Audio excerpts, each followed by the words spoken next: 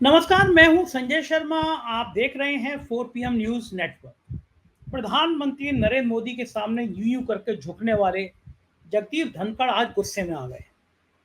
Picture आई थी एक, आपको याद होगा, अल्बर्ट पिंटो को गुस्सा क्यों आता है। मुझे आज जगदीप धनखड़ का जो गुस्सा था, कल मैंने वो टीवी पे देखा तो मुझे वो पिक्चर याद आ गई।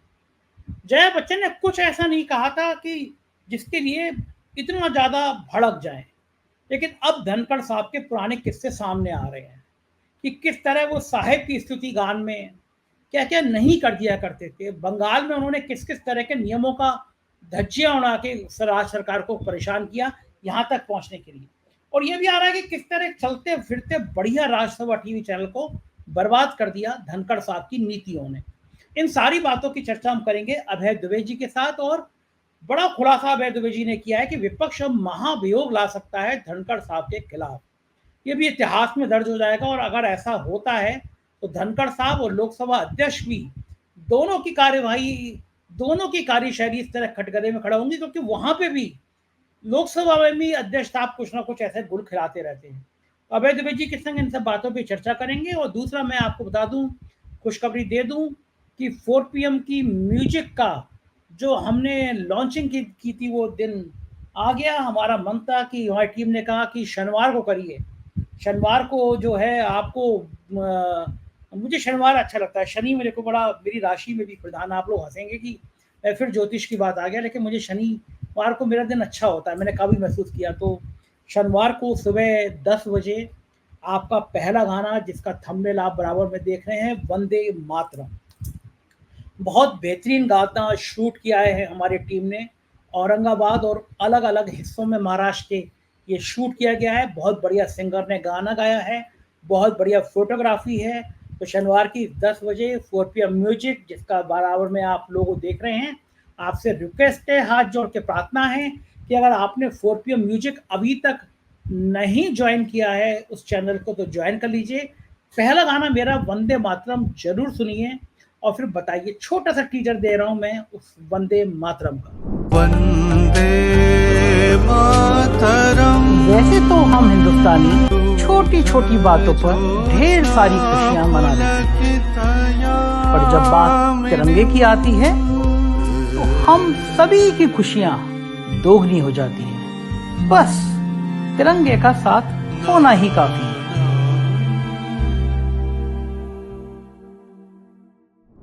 तो ये था टीजर, कैसा लगा आपको? 4 PM चैनल पे ही बताइएगा, म्यूजिक पे बताइएगा। 4 PM म्यूजिक पे चलते हैं अभय दुबे जी के पास बातचीत करने के लिए। 4 PM न्यूज नेटवर्क में स्वागत है अभय दुबे जी आपका। एक पिक्चर आई थी, अल्बर्ट पिंटो को गुस्सा क्यों आता है। राज्यसभा में आज जगदीप धनखड़ जी का गुस्सा देखकर मुझे वो पिक्चर याद आई। जया बच्चन ने कुछ ऐसा तो नहीं कहा था, उन्होंने कहा था उनको आपत्ति है कि बार बार जया अमिताभ बच्चन। और बात ठीक है, मैं ये भी मान सकता हूँ कि नाम लिखा गया, उनको नाम ठीक कर लेना चाहिए, जया जी को एप्लीकेशन दे देना चाहिए। लेकिन तब भी अगर कोई महिला कह रही है कि जया बच्चन कर दो, उसमें कोई बहुत टेक्निकल चीज तो है नहीं कि जगदीप धनखड़ पूरा नाम पढ़ेंगे, केवल नाम जया बच्चन नहीं कह सकते। और उन्होंने कह दिया, बड़े सम्मान के साथ उन्होंने कहा था कि मुझे आपके टोन से, आपके उससे नहीं लगा, कोई अभद्र भाषा तो करी। लेकिन जिस तरह भड़के धनखड़, उसने सबको हैरान कर दिया।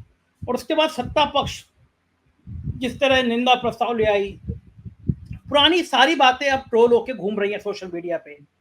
वो प्रधानमंत्री के आने पे धनखड़ जी का यूं यूं करके हाथ कपकपाना, प्रधानमंत्री जी के सामने झुक जाना। बाद में वो भड़के थे उस समय भी कि मेरे संस्कारों ने सिखाया है नमस्ते करना। लेकिन ये एक ऐसे राज्यसभा के चेयरपर्सन बने हैं जिन्होंने काफी मर्यादाएं तोड़ी हैं। संसद टीवी हुआ करता था जिसकी एक गरिमा थी, जिसकी एक पहचान थी। बाद में मर्ज करके राज्यसभा टीवी और संसद टीवी को मर्ज करके एक टीवी कर दिया गया। राज्यसभा टीवी इतना शानदार था, लेकिन उसकी ऐसी तैसी कर दी गई उस टीवी चैनल की। अब पहली बार देखा धनखड़ जी के पास एक बार शो में शायद 7 या 8 कैमरे लगाए गए थे। घर से चला तो एक पैर पे फोकस था, एक उनके ऊपर फोकस था। बाद में कहा गया संसद टीवी पे केवल धनखड़ जी को दिन में 3-4 बार दिखाना चाहिए। नतीजा यह है कि अब संसद टीवी पे चलने वाले शो 10,000 व्यू नहीं आते उसके, जो किसी टाइम में एक स्टेटस सिंबल था। तो धनखड़ जी ने एज ए चेयरपर्सन जो मर्यादा तोड़ी, आज जो आचरण रहा उनका, उससे पूरी पॉलिटिक्स गर्म हो गई है। क्या धनखड़ जी जैसे आदमी को चेयर पर बैठकर इस तरह के शब्दों की भाषा ये गुस्सा, ये सब कुछ एक महिला से कहना चाहिए था। क्या लगता है आपको? संजय जी, जया बच्चन पिछले 20 साल से सांसद हैं, 20 साल से राज्यसभा की सदस्य हैं। और वो राज्यसभा की उन सदस्यों में से हैं जो केवल अपने सेलिब्रिटी स्टेटस या एक अभिनेत्री, जो कि बहुत शानदार अभिनेत्री रही हैं, मैं तो उनका बहुत बड़ा प्रशंसक हूं उनकी अभिनय कला का, वो उस लिहाज से नहीं चुनी जाती हैं। वो बाकायदा एक सांसद हैं और पिछले 20 साल से राज्यसभा की कार्रवाई में, संसदीय कार्रवाई में, बहस मुबाहिसे में उनका एक योगदान है जो कि संसद के रिकॉर्ड में दर्ज है। और उनके नाम को जया अमिताभ बच्चन कहने पर उन्होंने पहले भी आपत्ति दर्ज की है, ये पहली बार नहीं है। उन्होंने पहले भी कहा था और अखबारों में भी खबर छप चुकी है, उन्होंने पहले भी कहा था कि देखिए, ये जया अमिताभ बच्चन कहने की कोई आवश्यकता नहीं है, आप जया बच्चन कहेंगे तभी काफी है। उन्होंने एक तरह से निवेदन की मुद्रा में ये बात को पहले भी कह चुकी है। लेकिन जगदीप धनखड़ तो अपने आप को राज्यसभा का सदस्य नहीं बल्कि राज्यसभा का सुल्तान मानते हैं, और वो उस लिहाज से जो मन में आता है वो करते रहते हैं। अब आप देखिए, आज उन्होंने फिर वो बात कही, तो जया बच्चन ने क्या, मैंने तो खुद वो दृश्य देखा, जया बच्चन खड़ी हुई और उन्होंने कहा कि मैं जया अमिताभ बच्चन बोल रही हूँ, लेकिन ये जो आपने नाम लिया है ये उचित नहीं है। ये तो उन्होंने अपनी बात कही, और मैं एक कलाकार हूँ, मैं बॉडी लैंग्वेज, देह भाषा भी समझती हूँ और टोन भी समझती हूँ। जैसे ही उन्होंने टोन शब्द का इस्तेमाल किया, वैसे ही धनखड़ साहब भड़क गए, और वो बिल्कुल जैसे कि बच्चे जो हैं वो किसी बात पर अचानक नाराज हो जाते हैं और जोर-जोर से चिल्लाने लगते हैं, उस तरह का उन्होंने आचरण किया। तो ये जो पूरा तरीका था जगदीप धनखड़ का, उसकी वजह से अ, समस्या पैदा हुई। शुरू-शुरू में जब भारतीय जनता पार्टी ने और जगत प्रकाश नड्डा ने खड़े होकर कहा कि हम विपक्ष के सांसदों विपक्ष का जो अमर्यादित व्यवहार है उसकी निंदा करते हैं और विपक्ष से हम माफी मांगने की मांग करते हैं, तो जो मीडिया के चैनल भी थे, वो इस पक्ष को ज्यादा दिखा रहे थे।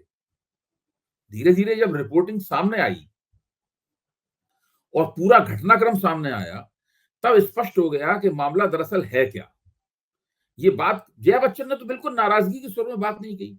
वो तो बहुत ही धीमी आवाज में, तकरीबन मुस्कुराहट के साथ उन्होंने अपनी बातचीत शुरू की।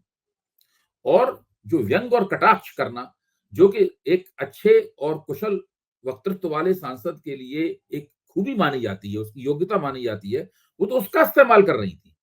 अगर एक सांसद व्यंग और कटाक्ष भी नहीं करेगा तो वो क्या करेगा? क्या गाली देगा वो? व्यंग और कटाक्ष तो करेगा ही।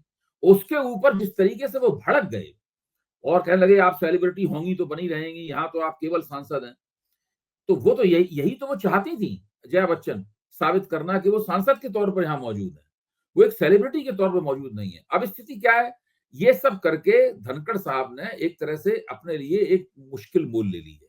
अभी तक विपक्ष केवल उनकी आलोचना कर रहा था, उनको आड़े हाथों ले रहा था और बार-बार उन्हें ये याद दिला रहा था कि आपका कर्तव्य क्या है, आपका काम भारतीय जनता पार्टी का प्यादा बनकर रहना नहीं है।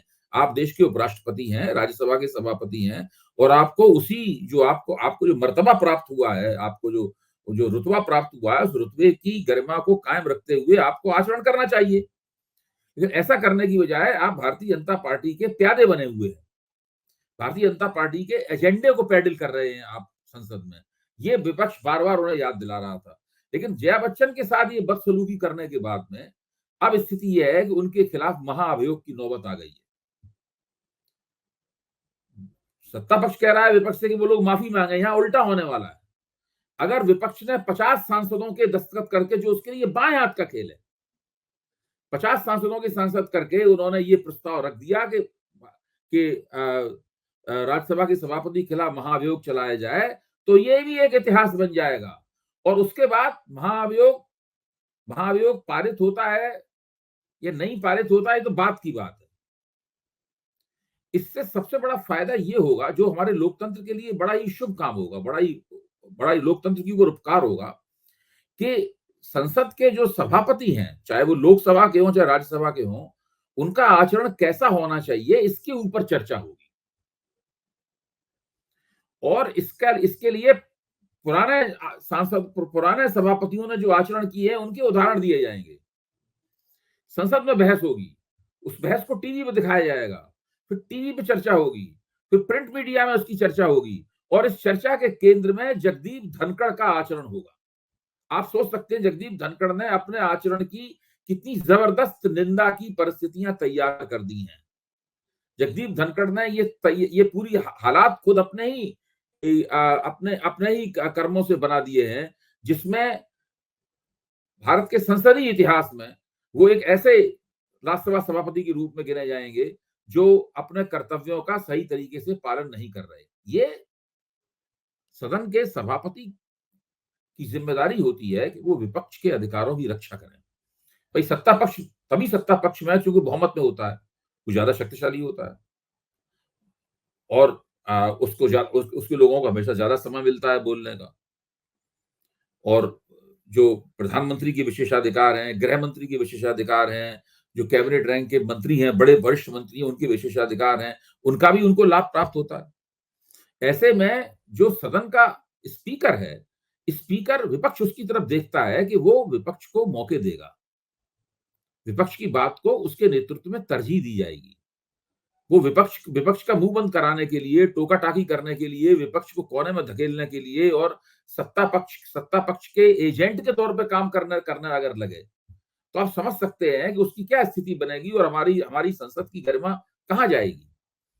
जगदीप धनखड़ साहब के ऊपर अब महाअभियोग चलने का खतरा पैदा हो गया है। विपक्ष उसकी तैयारी कर रहा है। अब जैसे ही बात जगदीप धनखड़ के कान में पड़ेगी, उस सत्ता पक्ष के कान में पड़ेगी, उसके बाद में आप देखिए किस तरीके से दोनों तरफ से चालें चली जाती हैं और किस तरह बीच का फैसला कराने की कोशिश की जाती है कि महाअभियोग न चले, क्योंकि विपक्ष के पास तो ये हथियार है ही। अगर 50 सांसदों ने लिख के ये दे दिया तो महाअभियोग तो चलना पड़ेगा। लेकिन अगर ये कार्रवाई शुरू हो जाती है, जैसा आपने कहा कि इतिहास के पन्नों में दर्ज हो जाएगा, तो ये सारी बातें होंगी। जब जब जिक्र होगा तो धनखड़ के बिहेवियर का जिक्र होगा, इस गुस्से का जिक्र होगा, जिस तरह वो भाषा व्यक्त कर रहे थे चेयर पर बैठ के, उसका जिक्र होगा, वो फुटेज जारी होंगे और उन फुटेज को और भी चीजें खुल के आएंगी। देखिए इसमें राज्यपालों का आचरण भी आ जाएगा। जगदीप धनखड़ उपराष्ट्रपति बनने से पहले पश्चिम बंगाल के राज्यपाल थे और वहां पर वो विपक्ष के नेता की भूमिका निभा रहे थे और बिल्कुल राजभवन जो है वो एकदम पैरेलल गवर्नमेंट चला रहा था वहां और उनकी परंपरा का पालन करते हुए आज के जो पश्चिम बंगाल के जो राज्यपाल हैं वो ये बयान देते हैं कि पैसिव यानी निष्क्रिय राज्यपालों का जमाना चला गया, अब सक्रिय और हस्तक्षेपकारी राज्यपालों का जमाना आ गया। अभी उनका परसों ही वक्तव्य आया है। ये वही राज्यपाल हैं जिनकी ऊपर एक महिला के साथ में यौन दुराचार करने का आरोप है और उसके ऊपर बहुत बड़ा उसके ऊपर विवाद है। तो मैं कहना ही चाहता हूं कि जगदीप धनखड़ ने पश्चिम बंगाल में जिस तरह की गवर्नरी की, उसके बाद में जिस तरह से राज्यसभा के सभापति की भूमिका वो निभा रहे हैं, ये सारी चीजें चर्चा का विषय बनेंगी और ये एक बड़ी महत्वपूर्ण और शिक्षाप्रद चर्चा होगी, जिसको हम सब लोग ध्यान से देखेंगे, इससे सबक सीखेंगे। सत्ता पक्ष को भी इससे सबक मिलेगा और विपक्ष को भी इससे सबक मिलेगा। अच्छा, ये क्या सत्ता पक्ष समझ नहीं पाई कि अगर ये निंदा प्रस्ताव लाते हैं तो विपक्ष भी इसका खेल करेगा, विपक्ष इसका दांव चलेगा? क्या लगता है कि आपको सत्ता पक्ष चूक कर गया, मामले को खत्म करा देना चाहिए था, मामला बढ़ेगा? सत्ता पक्ष की समस्या ये है कि वो अभी भी पिछले 10 साल में जिस तरह उन्होंने सरकार चलाई है उसके हैंगओवर से नहीं उभरे। तो विपक्ष दबा से रहता था। यानी विपक्ष राज्यसभा में कभी भी कमजोर नहीं रहा। विपक्ष राज्यसभा में कभी भी ला सकता था महाअभियोग और कोई दूसरे, लेकिन विपक्ष दबा से रहता था। 2024 के चुनाव परिणामों से विपक्ष खुल गया है। ये आज तक भारत के संसदीय इतिहास का सबसे शक्तिशाली विपक्ष है। तो धनखड़ साहब को ये पता नहीं है, पता है, लेकिन वो उस बात को स्वीकार करने से कतरा रहे हैं कि अभी जब विधानसभाओं के चुनाव होंगे, इसी साल 3 चुनाव होने वाले हैं विधानसभाओं के, इनमें विपक्ष के जीतने की बहुत ज्यादा संभावना है, भाजपा के जीतने की संभावना नहीं है। ऐसे में राज्यसभा में विपक्ष की शक्ति और बढ़ जाएगी। जैसे जो जितना विधानसभा चुनाव जीतेंगे, राज्यसभा में आपकी शक्ति बढ़ती चली जाएगी। तो धनखड़ साहब के लिए तो और भी ज्यादा आफत होने वाली है। भारतीय जनता पार्टी की संख्या कम होगी, विपक्ष की शक्ति बढ़ेगी। अच्छा, आपको याद होगा राजस्थान में भी उन्होंने चुनाव से पहले अपने दौरे इतने बढ़ा दिए थे कि गहलोत को चिट्ठी लिखनी पड़ गई थी कि भाई कि आप सरकारी खर्चे पे आ रहे हो और एक तरह का प्रचार कर रहे हो।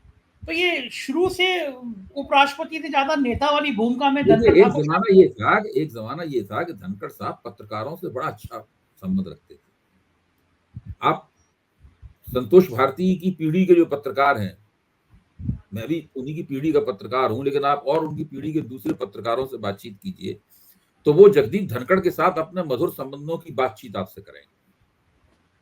यहाँ तक कि पश्चिम बंगाल के राज्यपाल के रूप में भी वो मीडिया के साथ में बड़े अच्छे संबंध रखते थे। इस मामले में वो काफी कुशल रहे हैं। लेकिन जब से वो राज्यसभा के सभापति हुए, उपराष्ट्रपति बनने के बाद में, वो ये संतुलन उन्होंने खो दिया। भाई छोटी सी बात थी, जया बच्चन ने जिस व्यंग और कटाक्ष के साथ बातचीत कही थी, वो उसी व्यंग और कटाक्ष के साथ उनका जवाब दे सकते थे। और वो एक अच्छी जिसे आप कहते हैं, अंग्रेजी में रिपार्टी कहते हैं, और जिसे हाजिर जवाबी कहते हैं हम लोग हिंदी में, तो हाजिर जवाबी का एक बहुत अच्छा नमूना होता दोनों तरफ से। हाँ, लेकिन बात ऐसा नहीं हुआ। वो बच्चा बिगड़ जाता है, इस तरीके से भड़क गए। अच्छा, वैसे ये अलवर पिंटो को गुस्सा आया क्यों होगा? क्या कारण था? मतलब मुझे तो लगता है कि सत्ता जो है सिर पे चढ़ गई है। धनखड़ सत्ता साहब जो सिर पे चढ़ गई है। और मैं तो शुरू से मानता हूं कि राज्यपाल के तौर पे उनका आचरण यही उसका पूरा निशाना ये था कि ना और आगे बढ़ने का मौका मिले, यानी उपराष्ट्रपति बने, या और किसी बड़े पद के बारे में उनके बारे में सोचा जाए, या कहीं फिर से राज्यपाल बना दिया जाए। अब वो उपराष्ट्रपति बन गए। उपराष्ट्रपति के तौर पे उनका आचरण ये है कि मोदी जी के सामने वो साबित करना चाहते हैं कि उनसे ज्यादा कोई वफादार है नहीं। अबे जी, आपको वो ना वीडियो याद है, वो जो हाथ यूं करके जोड़ लेते वो मोदी जी? बिल्कुल याद है। बहुत आलोचना हुई थी उसकी भी। नहीं, बहुत आलोचना हुई थी, और वो संस्कार इस प्रकार की बातों में ले गए। लेकिन ये जो उनका तरीका था हाथ जोड़ने वाला, उससे बिल्कुल जो भावना, जिस बात को लेकर विपक्ष ने उनकी आलोचना की थी, दरअसल उससे छवि यही निकलती थी। अच्छा, वे बात केवल राज्यसभा नहीं, लोकसभा तक भी जा पहुंचती है। राहुल गांधी ने कहा कि जब आपने मुझसे हाथ मिलाया स्पीकर से लोकसभा में, तो आप तने खड़े थे, और जब मोदी जी ने मिलाया तो आप इतने झुक गए थे। इसकी भी बड़ी वायरल, लोकसभा अध्यक्ष ने भी। देखिए, इसीलिए मैं कह रहा हूं कि अगर जगदीप धनखड़ के खिलाफ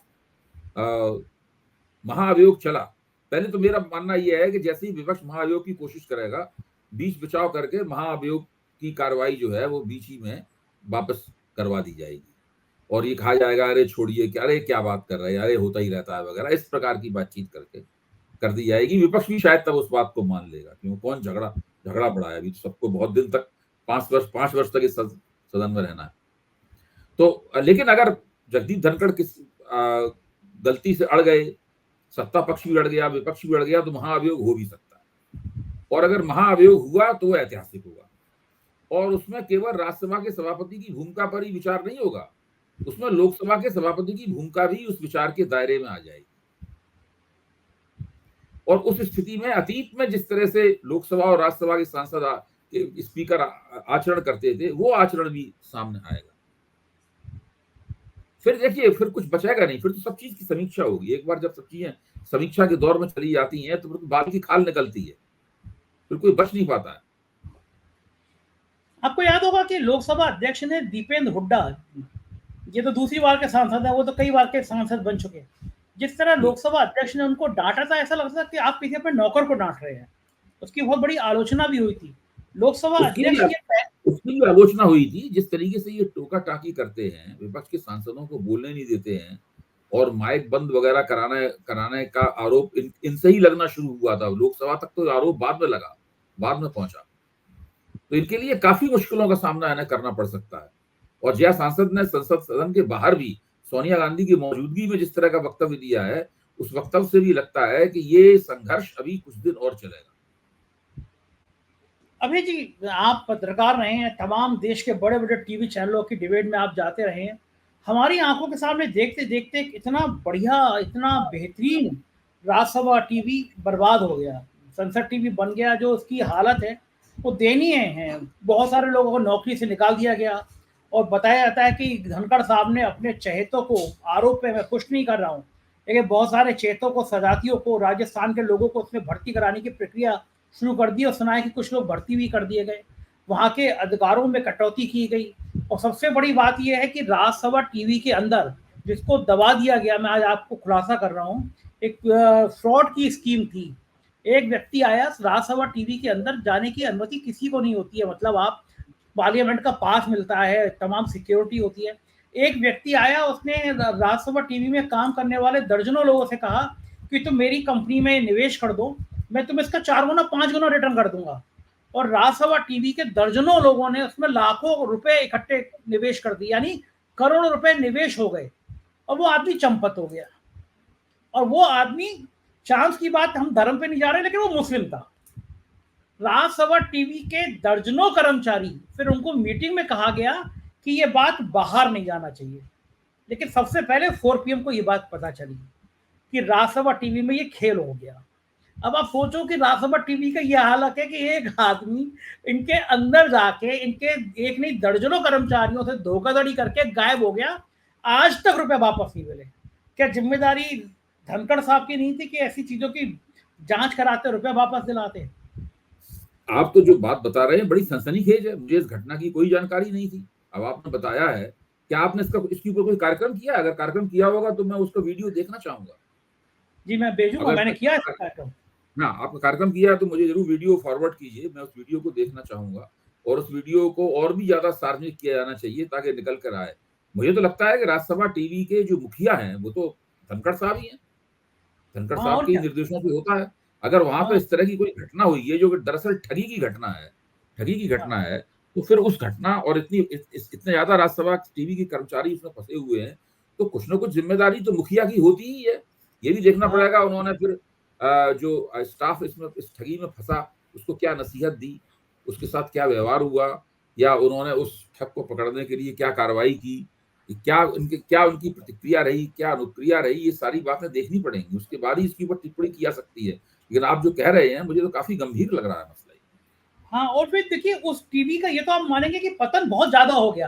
किसी जमाने में हम लोग देखा करते थे, कितनी बौद्धिक चर्चाएं होती थी उस पे, कितना सजीव प्रसारण होता था। अब मैं तो भी मैं भी सैकड़ों दफे राज्यसभा टीवी पे गया हूँ, वहां की चर्चाओं में मैंने भाग लिया। एक आध बार नहीं, मेरे ख्याल से 100 दफे से ज्यादा मैं गया हूँ राज्यसभा टीवी के ऊपर। अभी पिछले कुछ दिनों से नहीं गया, लेकिन काफी राज्यसभा टीवी पूरे, जब कांग्रेस का शासनकाल था यूपीए का, उस वक्त बहुत राज्यसभा टीवी पे जाता था। शुरू में भारतीय जनता पार्टी का शासनकाल हुआ, उस वक्त भी कई बार राज्यसभा टीवी में कई बार गया हूँ। तो उस लिहाज से राज्यसभा टीवी का स्तर तो काफी धीरे धीरे करके उसके प्रोग्रामों का जो सोफिस्टिकेशन था, उसकी नफासत थी, उसके अंदर भी बढ़ोतरी हुई थी। बिल्कुल ठीक बात। अब ये पहले कभी आरोप नहीं लगता था कि राहुल गांधी बोलने को खड़े हुए और कैमरा स्पीकर की तरफ फोकस हो गया। राहुल गांधी ने आरोप लगाया और बाद में जब एक बार आपको याद होगा उन्होंने चित्र दिखा दिए थे अंबानी के, अडानी के, शिव जी के, तो उन्होंने कहा भी राहुल गांधी कि देखिए अब कैमरा घूम गया आपकी तरफ। तो ये किरकिरी हो रही है ना, मतलब चेयर की किरकिरी हो रही है। बार बार स्पीकर को कहना पड़ा देखो मेरे पास कोई बाइक नहीं है, मैंने बटन नहीं दबाया। ये जो सफाई देनी पड़ रही है, ये भी कहीं ना कहीं कुर्सी पे ये सवाल खड़े होना बहुत अब इंसान की देखिए, कल हम लोगों ने चर्चा की थी वक्फ बोर्ड वाला जो विधेयक लाई हाँ, थी सरकार, हाँ, हाँ, तो हम लोग कल तो एक तरह से अंदाज के तौर पर चर्चा कर रहे थे, लेकिन आज तो आप इंडियन एक्सप्रेस की खबर देखिए पहले पन्ने पे, उससे तो बिल्कुल कंफर्म हो गया कि जो सरकार के सहयोगी दल है उनको, उनके भीतर भी इस विधेयक के प्रति काफी बेचैनियां थी। विपक्ष तो खुल के विरोध कर ही रहा था, लेकिन उसके भीतर भी बेचैनियां थी। ये उन्हीं बेचैनियों का परिणाम है कि सरकार को वो बिल सरकार पास नहीं करा पाई, उसको आगे नहीं बढ़ा पाई, और उसे संसद की सेलेक्ट कमेटी को भेजना पड़ा। तो ये जो पूरी परिस्थिति बनी है, इस परिस्थिति की जिम्मेदार खुद सरकार है। और आप ये भी देखिए, आप जगदीप धनखड़ के बारे में हम लोग चर्चा कर रहे हैं, उन्होंने अभी तक जो किया राज्यसभा के सभापति के तौर पर, अगर उनके ऊपर खुदा न खास्ता महाअभियोग लाया गया तो उनकी एक एक बात दोबारा दोहराई जाएगी, एक एक हरकत, एक एक आचरण, यहाँ तक कि प्रधानमंत्री को उन्होंने नमस्ते की थी अपने खास अंदाज में, वो भी बात, उस बात पर भी दोबारा चर्चा होगी। जो बातें अभी लोग भूल गए हैं वो सब बातें भी उखड़ेंगी। मैं तो मानता हूं कि ये जया बच्चन के साथ बदसलूकी करके इन्होंने अपना ही नुकसान सबसे ज्यादा किया है। फंस गया मामला। लेकिन मुझे लगता है कि कुछ चीजें बीजेपी के लिए बड़ी परेशानी भरी है। आज जो सुप्रीम कोर्ट ने SC ST के क्रीमी लेयर का मामला था, उन सांसदों ने, बीजेपी के सांसदों ने प्राइम मिनिस्टर से मिले। प्राइम मिनिस्टर ने भरोसा दिया भी एससी एसटी के लोगों को क्रीमी लेयर में नहीं लाया जाएगा। सुप्रीम कोर्ट के आदेश दूसरे हैं। यानी अब प्रधानमंत्री भी एससी एसटी और पिछड़े वर्ग को लेकर बड़े सेंसिटिव हो गए हैं। जिस अच्छा, तरह अब से आप ये ये बताइए, प्रधानमंत्री, मैं आपसे एक बात पूछता हूँ, प्रधानमंत्री ने बीजेपी के सांसदों को ये आश्वासन दिया, ये प्रधानमंत्री के हक में है ही नहीं बात। हाँ, और क्या। देखिए, सुप्रीम कोर्ट का आदेश राज्य सरकारों को ये अधिकार देता है कि राज्य सरकारें अगर चाहें, राज्य सरकार, पहले अधिकार नहीं था राज्य सरकारों को। सुप्रीम कोर्ट के इस फैसले की विशेषता क्या है, बिल्कुल मैं स्पष्ट कर देना चाहता हूं, यही उसकी सबसे खास बात है कि ये राज्य सरकारों को बाध्य नहीं करता, लेकिन राज्य सरकारों को ये इंटाइटल्ड करता है, उनको अधिकार देता है कि अगर वो चाहें तो एससी एसटी, अनुसूचित जाति और जनजाति के जाति का जो आरक्षण है उसके अंदर उपवर्गीकरण कर सकती हैं और क्रीमी लेयर का उसूल भी वहां पर लागू कर सकती है। ये राज्य सरकारों के अधिकार में आता है, केंद्र सरकार में तो उसका हस्तक्षेप करने की क्षमता ही नहीं है। इससे पहले क्या होता था कि एससी एसटी के सारे अधिकार केंद्र के पास थे, अब राज्य सरकारों को दे दिए सुप्रीम कोर्ट ने। अब मोदी जी केवल इस बात को, राज्य सरकारों को अपने इन अधिकारों का, सुप्रीम कोर्ट द्वारा दिए गए अधिकारों का इस्तेमाल करने से केवल एक तरीके से रोक सकते हैं कि वो लोकसभा में कानून बनाकर सुप्रीम कोर्ट के इस फैसले को पलट दें। ठीक उसी तरह, इस तरह दिल्ली से संबंधित संविधान बेंच के फैसले को पलटा था उन्होंने, या कभी राजीव गांधी ने शाहबानों वाले मसले पर सुप्रीम कोर्ट के फैसले को पलटा था। आप समझ रहे हैं ना, अगर वो राज्य सरकारों को उपवर्गीकरण और क्रीमी लेयर को एससी एसटी के दायरे में इस्तेमाल करने से रोकना चाहते हैं तो उन्हें वह कानून बनाना पड़ेगा, और ये कोई छोटी मोटी बात नहीं है कानून बनाना। जब लोकसभा में आपने बहुमत खो दिया है, सही बात है। आप समझ रहे हैं, लोकसभा में आपने बहुमत खो दिया है, राज्यसभा में आप कमजोर हो गए हैं, उसमें कानून बना। जब आप वक्फ बोर्ड का कानून नहीं पास करवा सकते तो वो सुप्रीम कोर्ट के फैसले को कैसे पलट सकते हैं आप? तो ये तो बड़ी मुश्किल की बात है। उन्होंने आश्वासन दे दिया और बीजेपी के सांसद आश्वासन लेके चले गए, ये तो घरेलू बात हो गई कि हाँ, आपके सही घर बात। का कोई बंदा आया, आपसे आश्वासन मांगे, आप आश्वासन दे देंगे, आपके हाथ में है नहीं, है ही नहीं बात वो। अच्छा, मैं जो कहता हूँ ना, रोज कहता हूँ ना कि दिन बुरे चल रहे हैं, मैं रोज कहता हूँ कि ऊँट पर बैठे आदमी को कुत्ता काट लेता है, बुरा वक्त होता है। मोदी जी की गृह खराब चल रहा है, लेकिन रोज कोई ना कोई एक बात होती है। आज आज धनखड़ वाली बात हो गई, एससी एसटी वाले एमपी बात हो गई, उधर मनीष सिसोदिया की जमानत हो गई। जी जी जी, इन उसके ऊपर तो रोज अलग से चर्चा, मैं संजय जी, मैं चाहूंगा कि हम लोग अगली बार जब मिलें तो मनीष सिसोदिया वाले मसले पर अलग से चर्चा करें। बिल्कुल ठीक है, सुप्रीम बिल्कुल कोर्ट ठीक ने न केवल उन्हें जमानत दी है, एक साथ पीएमएलए और सीबीआई दोनों केसों में जमानत दे दी। अच्छा, है। दूसरी तरफ उन्होंने जो ऑब्जर्वेशन किए हैं अपने उस जमानत के आदेश में, ठीक है, उन्होंने मनीष सिसोदिया को बरी नहीं किया है, लेकिन आप उन ऑब्जर्वेशन को देखिए, वो ऑब्जर्वेशन तो जांच एजेंसी को कटघरे में खड़ा करते हैं। जांच एजेंसी के ऊपर ऑब्जर्वेशन में साफ कहा गया है कि मनीष सिसोदिया के व्यक्तिगत अधिकारों का उल्लंघन किया गया है। मनीष सिसोदिया को एक न्यायप्रद मुकदमा उनके ऊपर चला, ये नहीं किया गया है, और साथ में हाई कोर्टों और लोअर कोर्टों को भी कटघरे में खड़ा किया है उन्होंने कि वो सेफ खेलते रहे, यानी वो कोई निर्णय लेने से इनकार करते रहे और जमानत देने से इनकार करते रहे, और सुप्रीम कोर्ट ने कहा है कि उन्हें इस रवैये को छोड़ना चाहिए, ये तक कहा है सुप्रीम कोर्ट ने। अच्छा, जांच एजेंसी जो ये काम कर रही है, और जांच एजेंसी का नियंत्रक कौन है? केंद्र सरकार। केंद्र सरकार का नियंत्रक कौन है? नरेंद्र मोदी और अमित शाह और भारतीय जनता पार्टी। तो दरअसल सभी लोग कटघरे में खड़े हुए। बिल्कुल ठीक बात है। और मजा वही कह रहा हूँ कि रोज एक बात हो रही है, आज ये सारी बातें हो गई, कल बात करेंगे, कल हम लोग इस मुद्दे पे। बहुत बहुत शुक्रिया अभय जी, आपने इतना समय दिया, हमसे बातचीत की। आभार। तो ये थे अभय दुबे जी, और कितने विस्तार के साथ इन्होंने बताया कि जगदीप धनखड़ और लोकसभा अध्यक्ष दोनों की मुसीबतें शुरू हो सकती हैं। 4PM म्यूजिक के लिए बहुत प्यार भरे संदेश आ रहे हैं। मेरे भाई हैं, छोटे भाई हैं, मोहम्मद हैदर लखनऊ के पूरे जाने माने हाई कोर्ट के लॉयर हैं, और एक ऐसा काबिल वकील की इससे काबिल वकील मैंने अपनी ज़िंदगी में नहीं देखा। मेरे सब दर्शक पहचानते हैं इनको। बेहतरीन काम करने वाला LLM टॉपर, एक इतना योग वकील की जिसकी लिखी हुई रिट आज तक कभी खारिज नहीं होती। उन्होंने भी मेरे लिए प्यार भरे शब्द बोले, सुनिए उन्होंने क्या कहा।